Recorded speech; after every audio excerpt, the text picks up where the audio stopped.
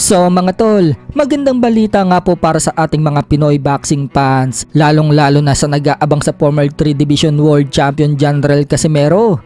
Dahil kasado na po ang laban niya, haharapin niya ang former world champion na si Yukinori Ugoni ng Japan ngayong darating na October 12 sa Ariake Arena, Japan.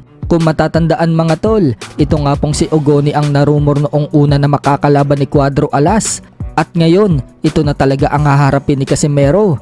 Mismong Treasure Boxing Promotion na nga po ang nag-announce ng laban na yan. Bukod dyan, ang kinagandahan pa dyan mga tol, may mga Pinoy din na mapapalaban sa undercard ni Casimero.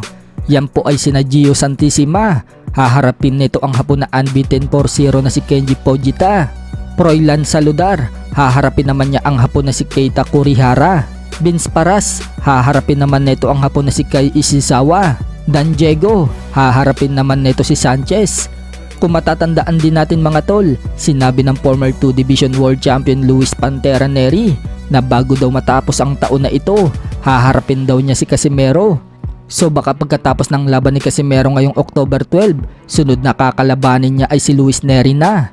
Sa kabilang banda naman mga tol, Shakur Stevenson, kumakalat na nga po na si Frank Martin ang kanyang haharapin. At sa buwan daw yan ng November magaganap. So inaayos na lang siguro ito mga tol, at kapag 100% na ang negosyasyon, baka i-announce na ang laban nila. Samantala naman mga tol, matapos nga pumang biktima na naman ng Pinoy ang WBO Minimum World Champion Puerto Rico Oscar Culaso nito lang linggo, kung saan pinasuko niya ang Pinoy na si Garin Jagan sa round 6. 3 Pinoy na nga po ang nadadali niya mga tol. Dahil dyan, hinamon siya ng isa din nating pambato sa minimum weight na si Joey Canoy.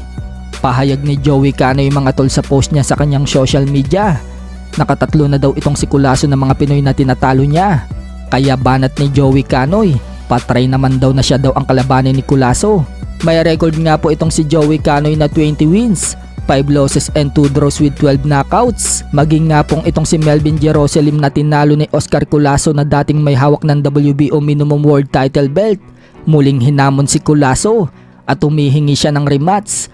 Pahayag ni Jerusalem mga tol, "Give me another chance, Philippines versus Puerto Rico, rematch."